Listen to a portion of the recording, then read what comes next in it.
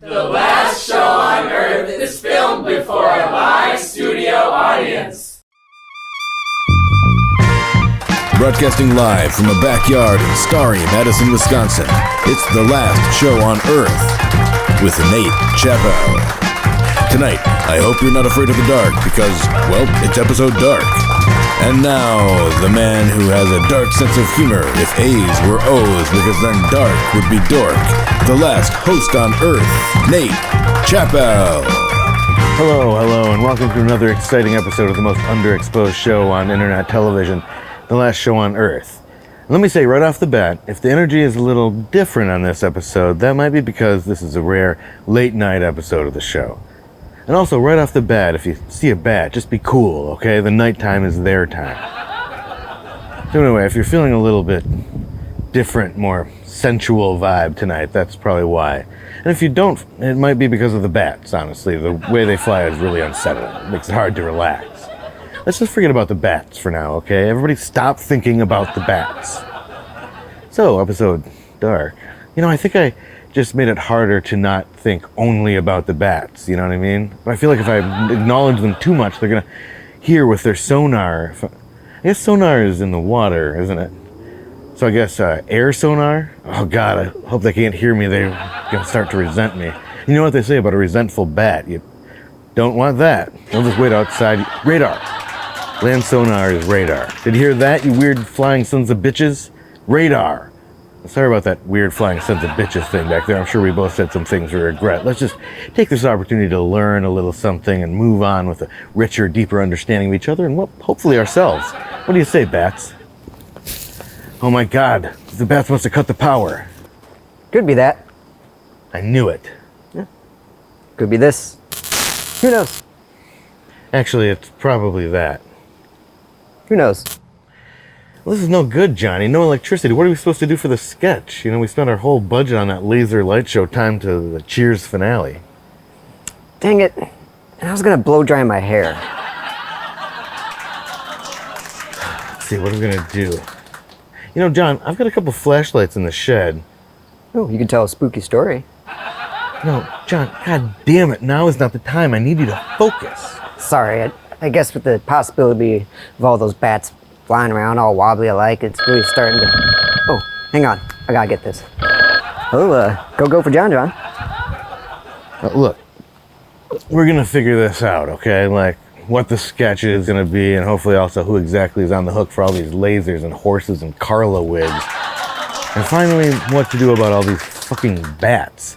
Well, you figure out how in the hell to face another day. So here's security guard Carl Lewis to help you out with today's morning affirmation.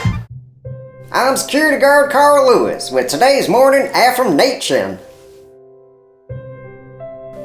Remember, failure is just another word for what happened in that job interview yesterday. Wow.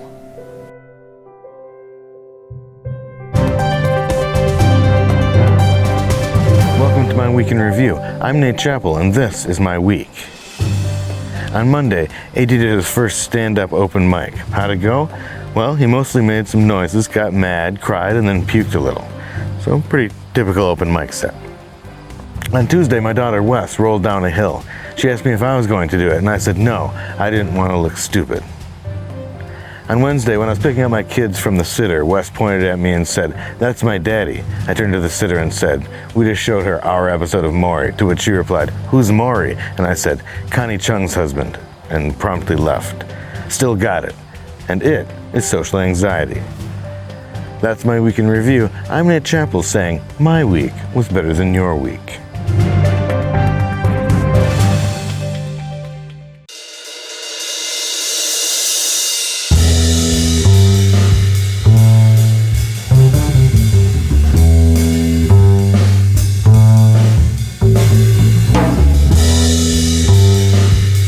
After high school, I just took a year off to backpack and find myself and fool my parents into thinking that I had applied to, been accepted to, and was attending college.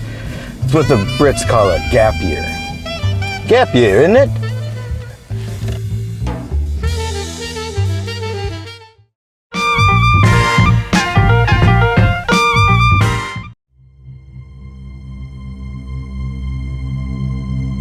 There I was, alone in the woods.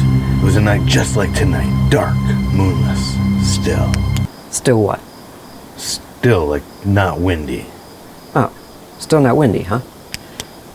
Yeah, still not windy, John. And still dark. Yeah, still dark.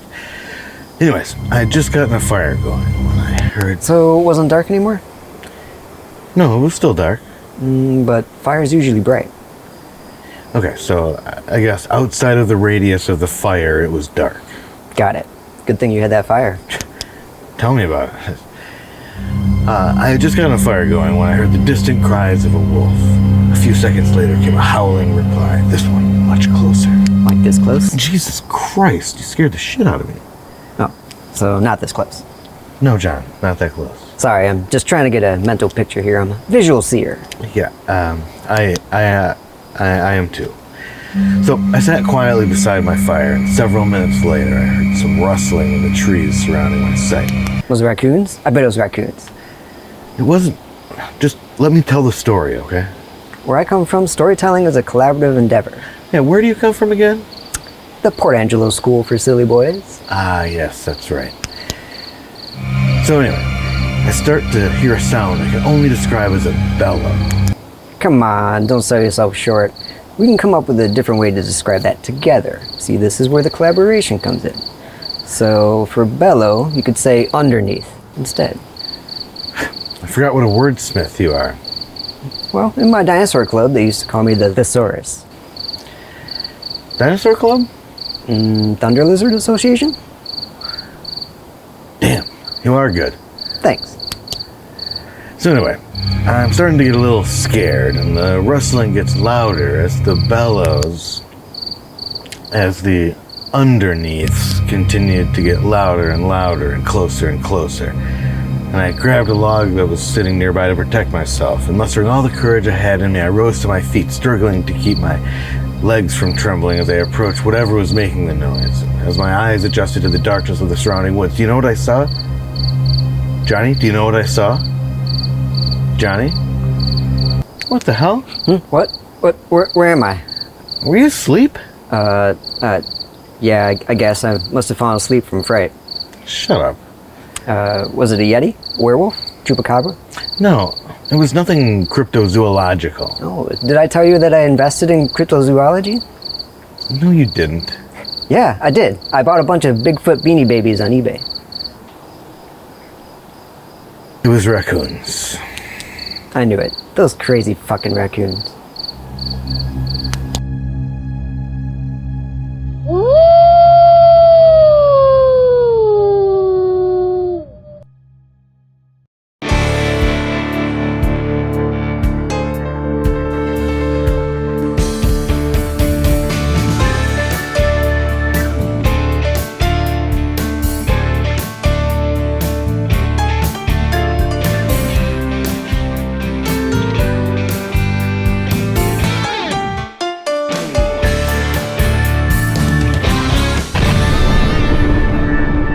Bomb Squad premieres next Thursday morning after Bike Cops.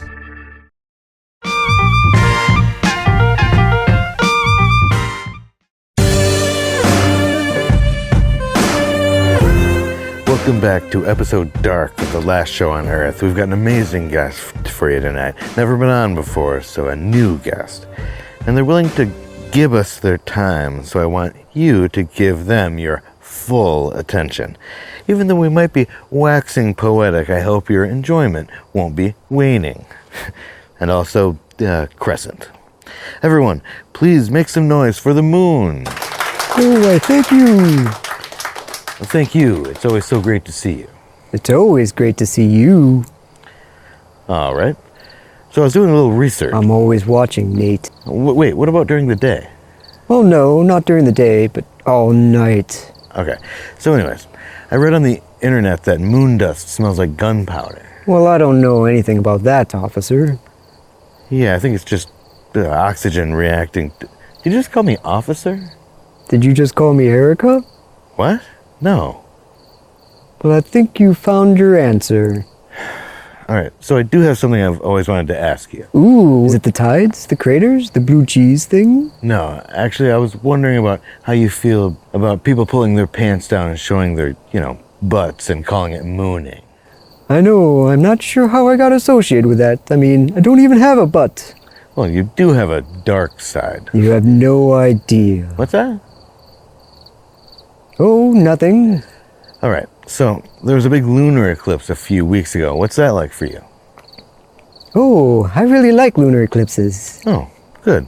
I was afraid you'd be kind of... That's when I do my crimes. What's that? Okay, so I also read on your Wikipedia page that you're slowly moving away from Earth. Why? The real question is, why slowly?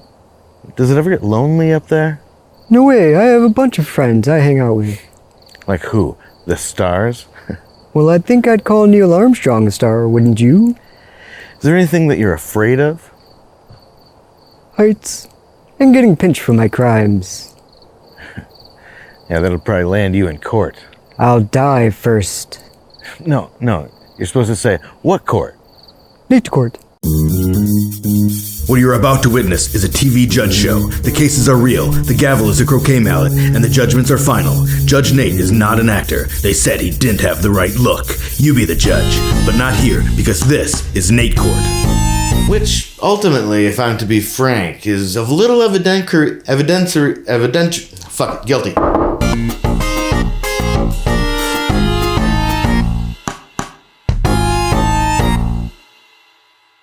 That's been our show, everybody. I want to thank the moon for... Oh. Hey, what happened? Well, it turns out it wasn't this end, but it was actually this end was the problem. The dang thing came unplugged from the wall. Oh, wait, if it came unplugged from... That's been our show, everybody. I want to thank the moon, even though you turned out maybe you're a little bit of a creep. What can I say? I love you to yourself and back.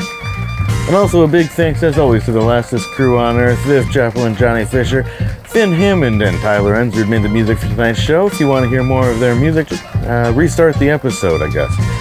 If you want to see more of what we do, well, you can also restart this episode, or additionally, you can subscribe to our YouTube channel. We are Wolf Out TV all over this web we call worldwide, so go look us up on google.com. Thanks for watching us tonight, Last Fans on Earth, and remember, we're watching you too. And as Liam Neeson always said in the 1993 film Darkman, take the fucking elephant. And as always, be excellent to each other. Good night.